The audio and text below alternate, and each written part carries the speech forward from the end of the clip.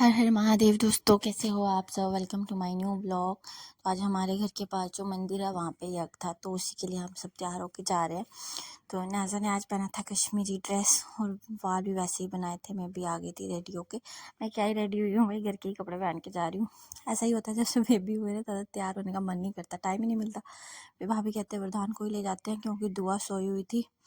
दुआ को बाद में लेके जाते हैं, अभी फ़िलहाल वरदान को ही साथ लेके चले जाते हैं। हम पहुंच गए थे जी मंदिर में इतनी रौनक लगी हुई थी ना, वहाँ पे सत्संग हो रहा था। सब गए थे, कश्मीरी में बोल रहे थे बट कश्मीरी समझ नहीं आ रही थी, पर अच्छा लग रहा था म्यूज़िक जो भी बज रहा था वहाँ पे, बहुत अच्छा लग रहा था सुन के।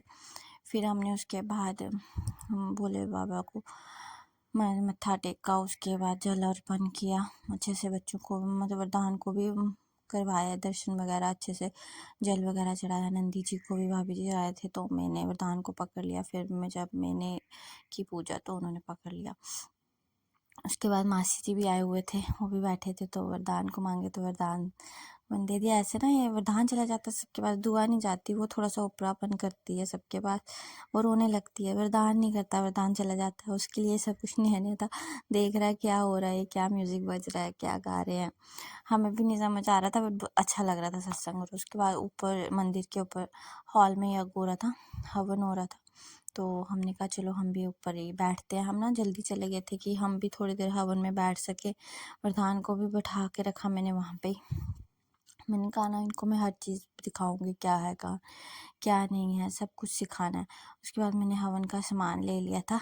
ये देखो वरदान को उसकी मिल गई नई फ्रेंड, पहली फ्रेंड।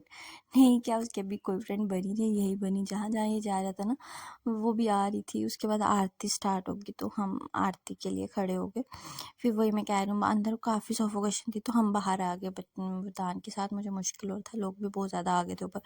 तो ये उसके साथ ही चल रही थी, जहाँ वो जा रहा था वहाँ को खिला रही थी। कहती, मैंने उसको बोला इसको ना अभी भूख लगी है, जैसे मुझे बोल दिया आपको पता है इसको खाना नहीं खाना, आपने इसको यहाँ क्यों लाया, इसने दूध पीना है, घर जाके इसको दूध ही पिलाते हैं, ये नहीं अभी खाना खाते। मैंने कहा अच्छा जी, मुझे तो पता ही नहीं था। फिर उसके बाद देख रही उसकी फिंगर्स, कहती इसकी फिंगर्स कितनी छोटी छोटी हैं, कितना छोटा सा गोलू मोलू है। मैंने कहा आप भी ऐसे ही थे बचपन में, आप बड़े हो गए हो, पहले ऐसे ही थे। वो कभी उसकी आईज टच करी है, कभी उसके चीक, सबको दिखा रही थी। उसके जो भी रिलेटिव्स आ रहे थे ना वहाँ पे, सबको वो थी, देखो कितने क्यूट बेबी। और एक बात और आपको बताती हूँ, पहले ना आपको कोई बुलाता नहीं था मोहल्ले में, मुझे कौन जानता है इतना, जम्मू में नहीं लोग एक दूसरे को बुलाते हैं। जब से ना बेबीज हुए हैं, अगर मैं उनको उठाती हूँ ना, जो भी चल रहा होगा ना वो रुकेगा, उनको लाड करेगा, फिर आगे जाएगा। इसका मतलब ये सब अटेंशन सीकर बच्चे होते हैं। मतलब हमें पहले कोई नहीं बुलाता था, अब बच्चों के लिए ना हमें भी सब बुलाते, विश करते हैं, फिर आगे जाते हैं। उसके बाद ना मैंने वही हवन कुंड की वहाँ से फेरी लगाई, वरदान को भी लगवाई। तो सब थोड़ा सा ना रश अंदर कम हो गया था, तो फिर ही मैं अंदर गई। एक तो वहाँ पे धुआं धुआं था बहुत ज़्यादा, वो लोग भी थे, तो बच्चे के लिए थोड़ा सा मुश्किल था, इसलिए मैंने वो उसको पहले बाहर लेके आई। फिर हमने खाना था वहाँ, यज्ञ का खाना, लंगर छकना था। सरदारों में होता है ना, तो हम में होता है यज्ञ का खाना। तो वही हमने देखा, तो इतनी बड़ी लाइन, जगह भी नहीं थी बैठने की। फिर मैंने सोचा वरदान को घर ही छोड़ आते पहले, फिर इसलिए हम पहले उसको घर ही छोड़ के आए, फिर हम लाइन में लग गए। लाइन बहुत लंबी थी यार सच में, तो जगह भी नहीं थी बैठने की, और खाना इतना टेस्टी होता ना यहाँ का, तभी इतना रश था। उसके बाद मौका देखते ही ना तो मैंने ढूंढ ली जगह। भाभी कहते मासी को आप भी कहीं ना कहीं बैठ जाओ, खाना मैं ही ले आती हूँ। मैं तो बैठ गई थी भाई जगह देख के। मैंने कहा जब वहाँ भाभी पहुँचेगी, ऐसे ही होता है ना, एक को हम लगा देते हैं लाइन पे, आप लग जाओ, जब लास्ट में पहुँचोगे तो हमें बुला लेना, हम भी आ जाएंगे। तो मौका देखते मासी जी को भी जगह मिल गई वो भी बैठ गए। लो जी, खाना भी आ गया था, देखो दम आलू और ये मिक्स ना नद्दू और साग की सब्जी, बहुत टेस्टी थी यार, सच में खाना बहुत टेस्टी होता है। उसके बाद नाज़ू ये कुछ खाती नहीं सब्जी वगैरह, उसने खाली सिंपल वाइट राइस ही खाए, उसने और कुछ नहीं खाया।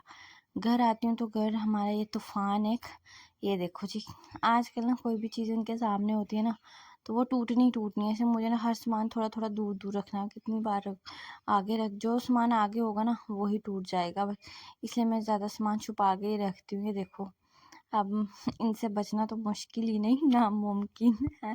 और ये सारा सामान देखो घर आ गए। अनुज को संभालने के लिए दिया था, अनुज ने उसको वॉकर में डाला, जा जो मर्जी कर तू, तोड़ फोड़, खुद आराम से बेड पे लेटे हुए थे। कहते हैं करने दे इसको जो करती है, एक्सप्लोर करने दे इसको चीज़ों को, उनका जो टूटेंगी ना फिर समझ आएगी।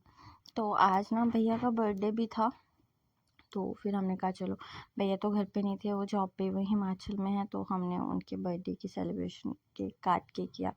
तो ऐसा बैठ गई थी, हम भी चले गए थे ड्राइंग रूम में।